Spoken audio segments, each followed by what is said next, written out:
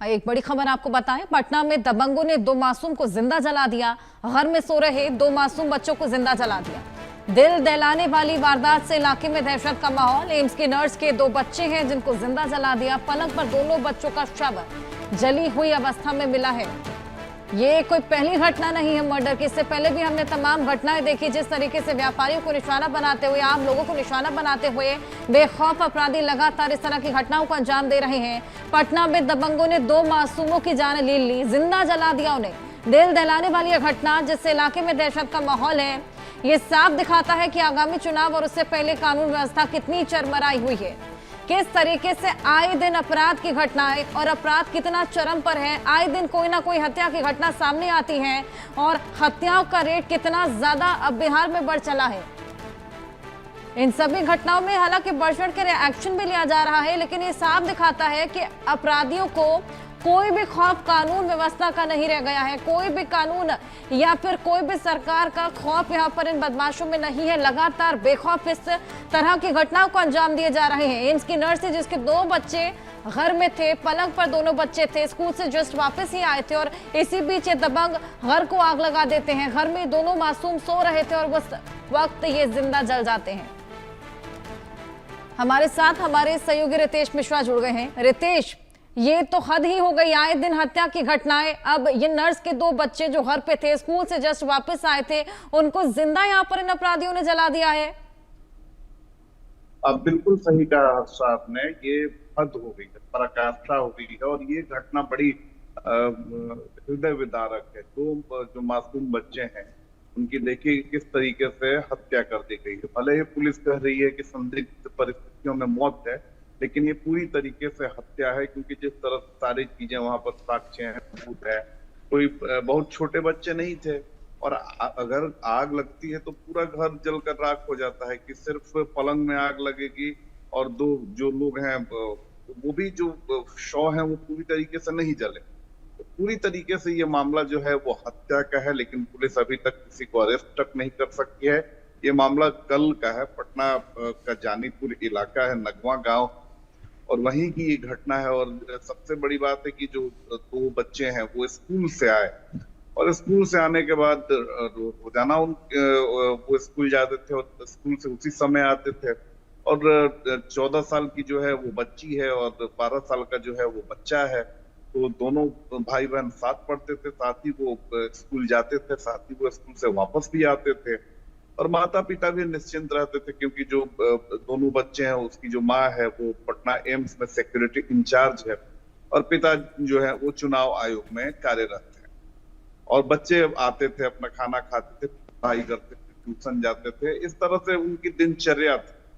लेकिन कल जो है ये उनकी हत्या हो जाती है और पुलिस अभी कह रही है कि संदेहास्पद स्थिति है, लेकिन जो स्थानीय लोग हैं, जो अगल बगल के लोग हैं, सीधे तौर पर उनका कहना है कि ये हत्या है, क्योंकि जो घर है इन बच्चों का और जो इलाका है, लोगों की शिकायत है कि यहाँ पर जो स्मैकियर दारूबाज होते हैं उनका जमावड़ा रहता है और कई दफे इसकी शिकायत पुलिस से की गई। कोई बड़ी घटना हो सकती है, लेकिन पुलिस ने कभी इस पर ध्यान दिया ही नहीं और घटना हो गई।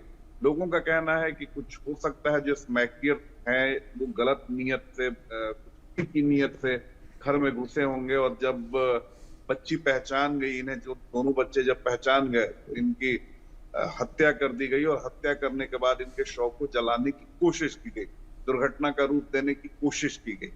तो लोगों की जो ये आशंका है इसको और बल इसलिए मिलता है क्योंकि बहुत सारे लोगों ने कहा कि जब वो घटना स्थल पर गए, जब ये सूचना मिली कि 2 बच्चे जो हैं वो जल गए हैं, तो अब पेट्रोल की बू आ रही थी। यानी पूरी तरीके से सुनियोजित तरीके से इस हत्याकांड को अंजाम दिया गया है। पहले बच्चों को मारा गया है और फिर उसके बाद पेट्रोल छिड़क कर आग लगाने की कोशिश की गई है और पूरी इस घटना को इस तरीके से दिखाने की कोशिश की गई है कि ये जो है ये आगलगी में इन दोनों की मौत हुई है। लेकिन जिस तरह के सर्कमस्टांसेस हैं, जिस तरह से वहां पर चीजें देखी गई हैं, ये बताने के लिए काफी है कि ये पूरी तरीके से हत्या है।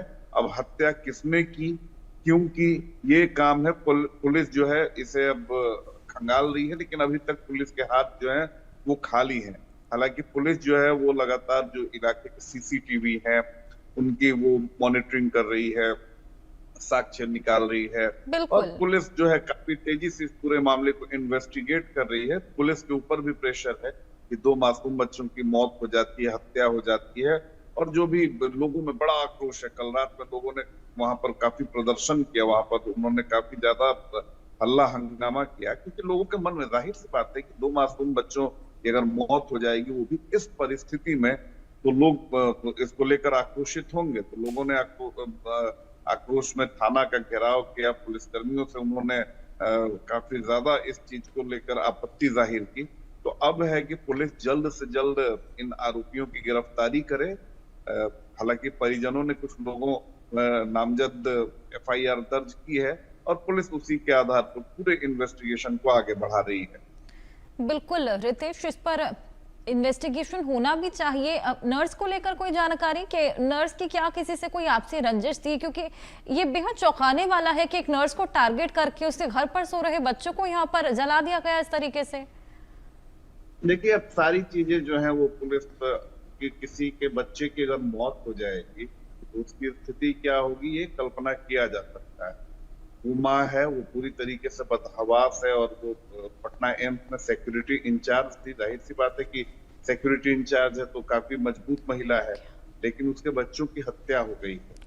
तो पुलिस जो बाकी परिजन है उनसे पूछताछ कर रही है कि कहीं किसी तरह की कोई परेशानी, किसी तरह की कोई दिक्कत।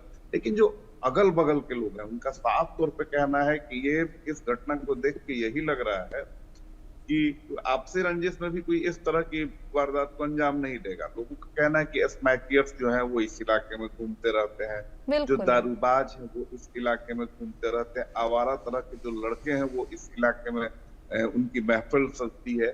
और इस बात को लेकर पुलिस को कई बार शिकायत लोगों ने की है, लेकिन उसके बावजूद भी पुलिस ने एक्शन नहीं लिया। तो लोगों की ये आशंका है, लोगों को शक है कि स्मैकियर्स जो होते हैं, जो नशेबाज लोग होते हैं, वो की नाबालिग बच्ची थी, किसी गलत नियत से वो घर में घुसे और जब बच्चों ने उन्हें पहचान लिया तो उनकी हत्या कर दी और फिर पेट्रोल छिड़ककर शव को आग के हवाले कर दिया। फिर दुर्घटना का बिल्कुल रितेश, खैर ये तो जैसे जैसे इन्वेस्टिगेशन आगे बढ़ेगी साफ हो जाएगा, लेकिन यहाँ पर एक चीज साफ है कि अपराधी यहाँ पर बिल्कुल बेखौफ हैं और कानून प्रशासन यहाँ पर बिल्कुल फेल नजर आ रहा है। खैर अब आगे क्या होगा ये देखने वाली बात। बहुत शुक्रिया तमाम जानकारी के लिए।